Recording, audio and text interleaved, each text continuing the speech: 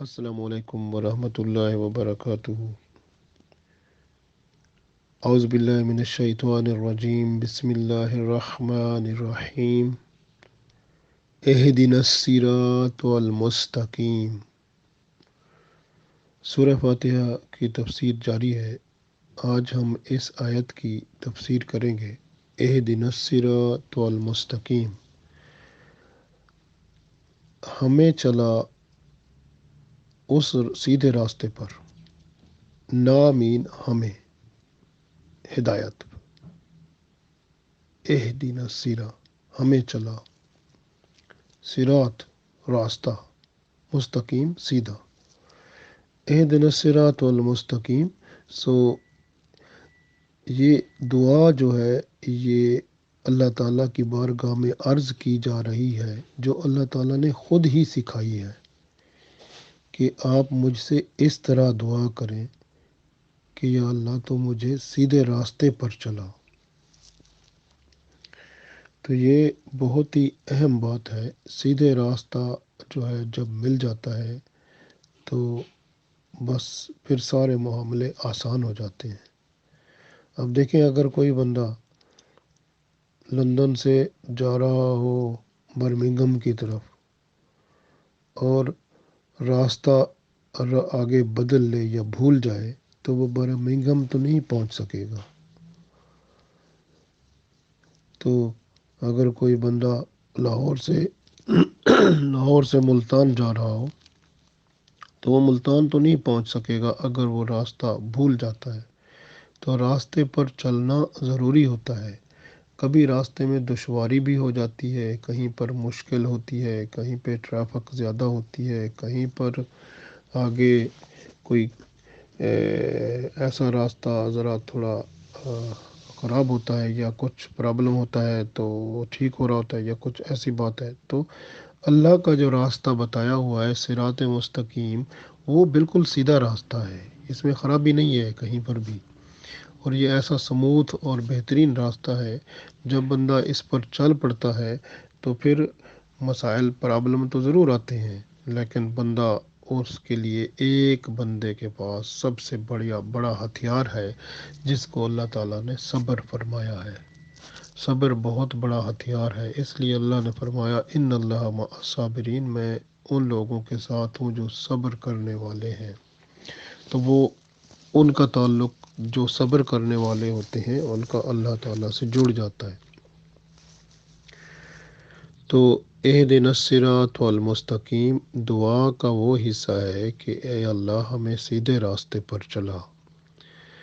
اب یہ اگر کوئی بندہ راستے سے بھٹک رہا ہو، یا کبھی ایسا ہوتا ہے کوئی بندہ اس کو اسلام کے بارے میں کوئی شکوک و شبہات ہو جاتے ہیں، یا کہیں کوئی غیر مسلم یا کوئی شیطانی کوئی وسوسہ شروع ہو جاتا ہے، تو پھر اس کو چاہیے کہ وہ اپنے ایمان کو بچانے کے لیے اسی آیت کو بار بار پڑھے، اہدنا الصراط المستقیم، اہدنا الصراط المستقیم۔ تو اللہ تعالیٰ اس کے شکوک و شبہات دور کر دے گا اور اس کو سیدھا راستہ جو ہے وہ دکھائے گا انشاءاللہ۔ تو سیدھا راستہ جو ہے وہ اللہ تعالیٰ کا سب سے بڑا کرم ہے، رحمت ہے۔ تو یہ راستہ جو ہے یہ وہ راستہ نہیں ہے جو کہ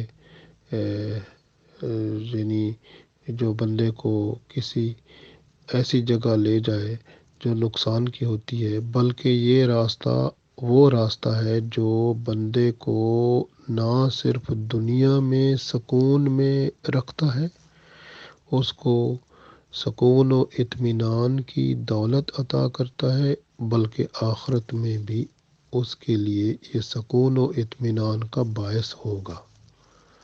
تو اس راستے پر چل کر ہی بندہ اللہ کے ہاں مقبول ہو سکتا ہے۔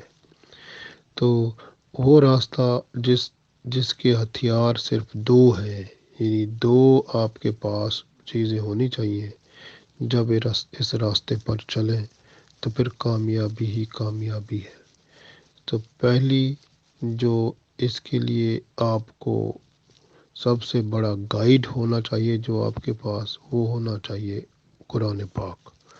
اور دوسری بڑی گائیڈنس کی چیز ہے سنت رسول صلی اللہ علیہ وسلم۔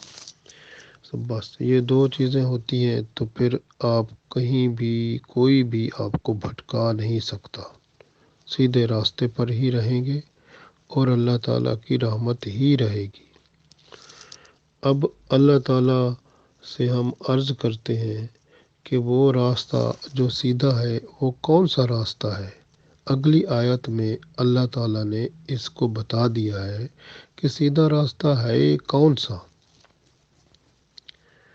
صراط الذین انعمت علیہم، یہ اللہ نے بتا دیا کہ سیدھا راستہ جو ہے وہ راستہ ہے صراط، وہ راستہ ہے الذین، ان لوگوں کا راستہ، انعمت، جن پر انعام کیا تو نے یعنی اللہ تعالیٰ نے، علیہم ان پر، یعنی جن پر ہم اللہ تعالیٰ سے عرض کرتے ہیں کہ ہمیں وہ راستہ جو ہے نا دکھا، یا اس سیدھے راستے پر چلا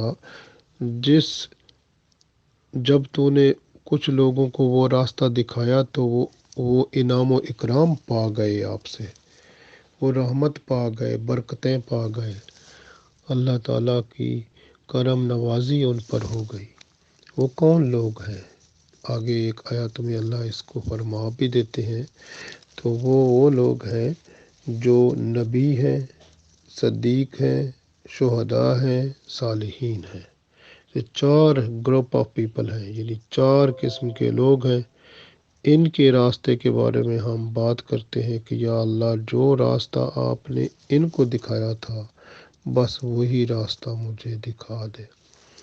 تو اہدنا الصراط المستقیم، ہمیں چلا سیدھے راستے پر، صراط الذین، ان لوگوں کے راستے پر، انعمت علیہم، جن پر تو نے انعام کیا۔ تو وہ انعام والے لوگ نبی، سب سے پہلی بات، نبی جو ہوتے ہیں وہ راستے پر چلانے والے ہوتے ہیں۔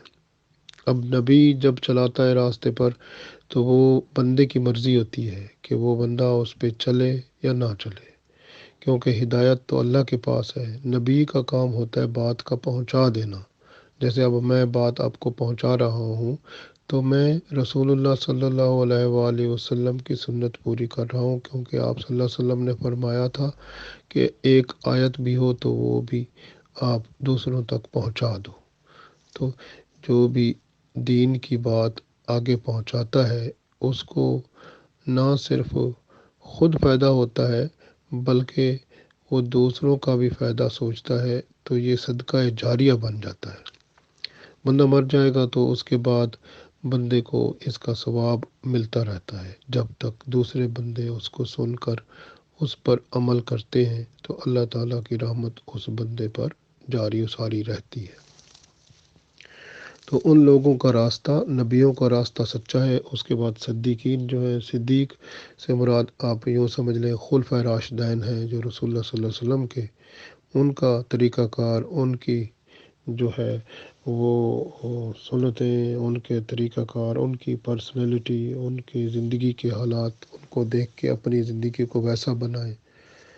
تو شہداء جو ہوتے ہیں وہ تو اللہ کی راہ میں اپنے آپ کو قربان کر دیتے ہیں، گویا بندہ ایسی بڑی قربانی کا جذبہ دل میں لائے کہ میں اللہ کی راہ میں ایسے شہید ہو جاؤں، یعنی مقصد یہ ہے کہ جو اللہ کے بتائے ہوئے قانون کے مطابق زندگی گزارنے کے لیے اپنی نفس کی باتیں جب آئیں تو ان کو اسی طرح ختم کرتا جائے اور صرف اللہ کے راستے میں ہی آگے بڑھتا جائے۔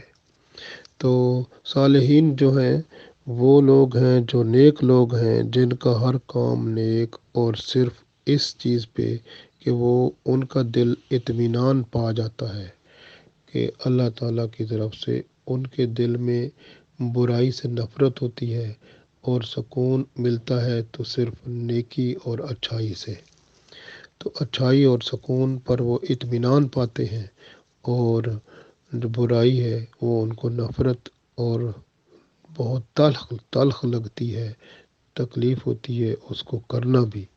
تو ایسے لوگ جو ہوتے ہیں وہ اللہ تعالیٰ کے خاص بندے ہوتے ہیں، ان کے دل کو اللہ تعالیٰ نے قلب سلیم بنایا ہوتا ہے، اور اللہ تعالیٰ کی رحمت سے وہ جو نفس ہوتے ہیں وہ اطمینان والے نفس ہوتے ہیں، تو اطمینان والے نفس کا مقام جو ہے وہ جنت ہی ہے۔ اس لیے اللہ سے دعا کرے بندہ کہ یا اللہ مجھے ان لوگوں کے راستے پر چلا جن پر تو نے انعام و اکرام کیا، گویا وہ نبی، انبیاء علیہ السلام اور صدیقین اور شہداء اور صالحین کے راستے پر چل کر ہی بندہ اللہ کے ہاں قرب کی منزلیں پا سکتا ہے اور رحمت اور برکتیں حاصل کر سکتا ہے، اور پھر زندگی اور آخرت دونوں میں بہتری ہو سکتی